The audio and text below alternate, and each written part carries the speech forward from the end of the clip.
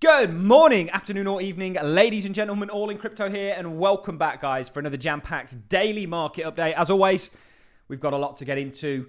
We're going to be kicking things off with probably the most pressing matter as it relates to the markets right now, and that is their digesting of Moody's downgrading of their credit rating, the US's credit rating. Now, this, of course, is based on their fiscal policies and the, I guess, hopeless nature of them. You know, we have an increasing, or the US has an increasing debt problem. And that is due to a number of reasons, of course, deficits, but also now the interest rate on that colossal debt market. And there's a kind of interesting dynamic going on. And I think this is why the Fed haven't lowered interest rates, despite the likes of Trump sort of prodding them to do so.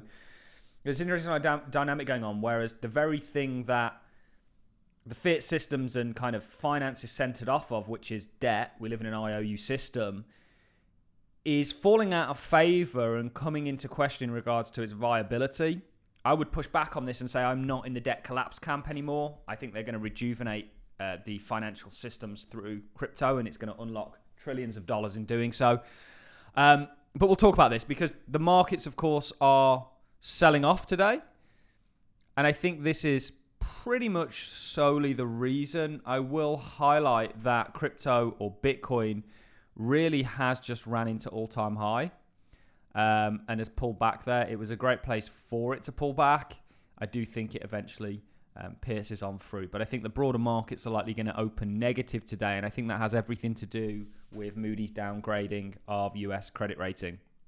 30-year Treasury yields jump above 5% after Moody's downgrades US credit rating. The US Treasury yields spiked on Monday, being today, after Moody's downgraded the US credit rating, causing investors to dump bonds. Rates hit key levels that have pressured financial markets recently. And what's going to be the reaction here?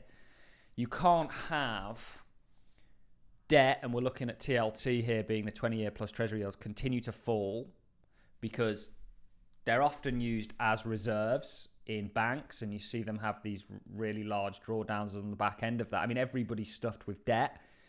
Pensions are mandated to do, so on and so forth, governments.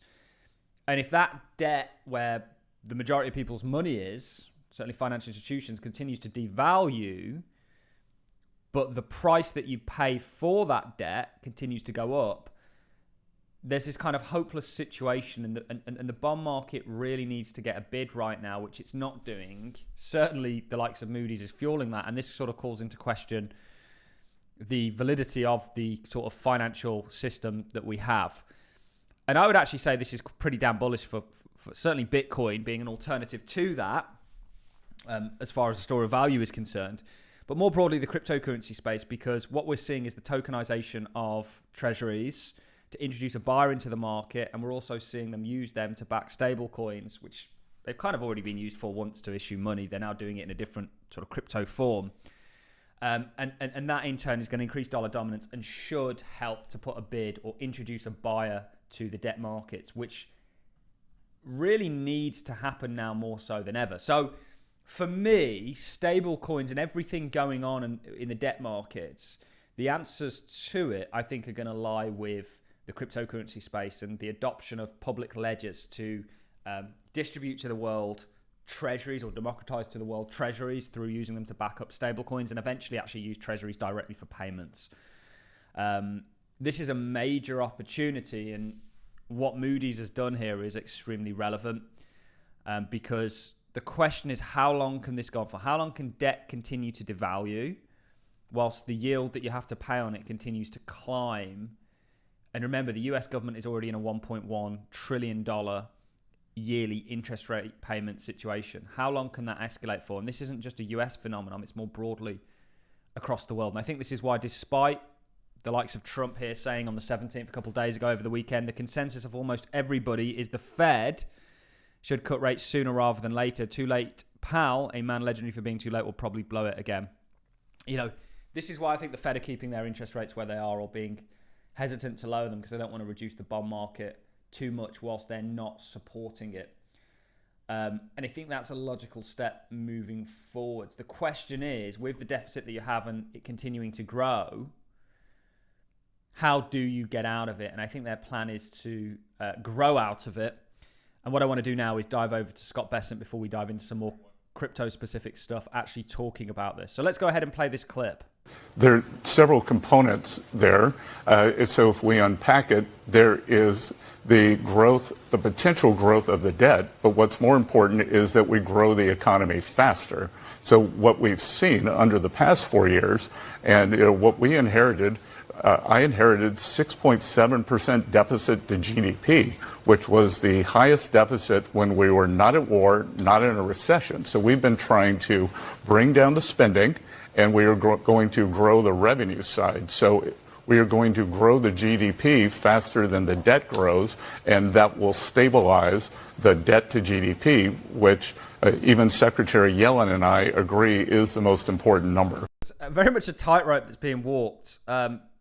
The new regime, Scott Bessent, is doing something very interesting. They're trying to solve this issue, and Moody's highlighting it, with the debt markets. And they're doing that by growing faster than the debt markets so that they can actually start to pay that down. And they're doing that through increased investment and onshoring things, but also reducing spending, which they've got to be careful with, because I think 330 billion in reduced government spending equates to about 0.1% of GDP. So they've got to be very careful how they do this.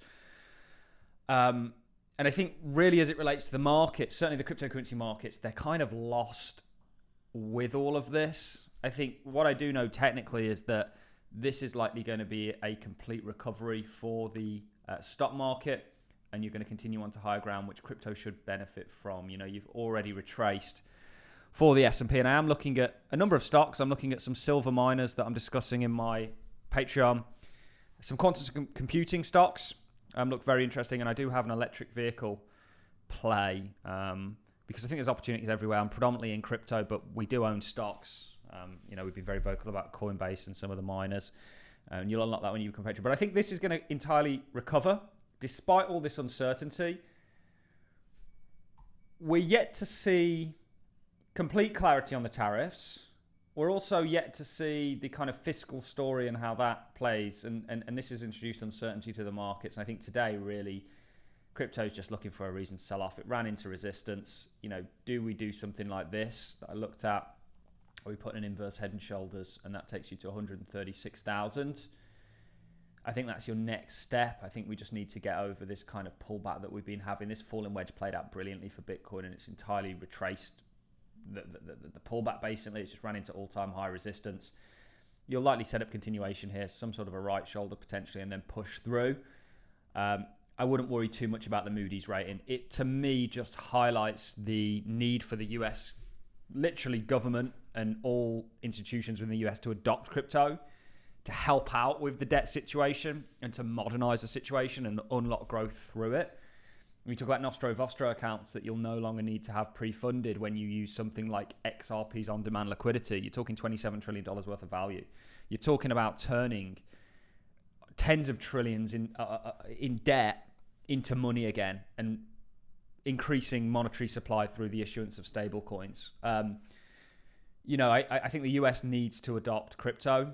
I also think for Bitcoin, the fact that the bedrock of the financial system being the debt markets being called into question is it's really what crypto was made for, right? So I think there's a far more bullish outcome to all this than negative.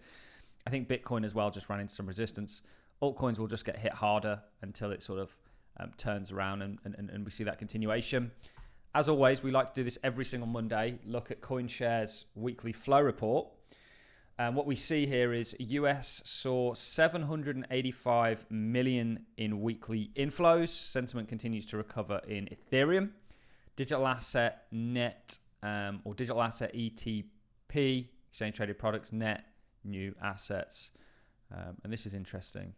You can see we've got a real uptick here. Digital asset inflows hit $785 million last week, pushing year-to-date totals to 7.5 billion and fully recovering February, March's outflows. Regional sentiment was mixed with strong inflows from the US, of course, Germany also, and Hong Kong, while Sweden, Canada, and Brazil saw outflows. Ethereum sentiment is recovering with 205 million in inflows, driven by the Pekra upgrade, and leadership changes. And you can see XRP, another beneficiary. Sui did really, really well.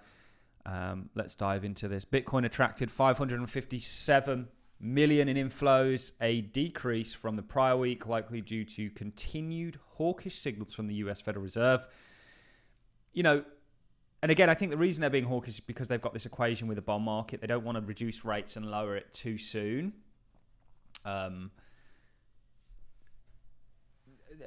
They also probably don't want to step in and support it and really just announce full-blown QE. But inflation really is where they need it to be at 2.3%.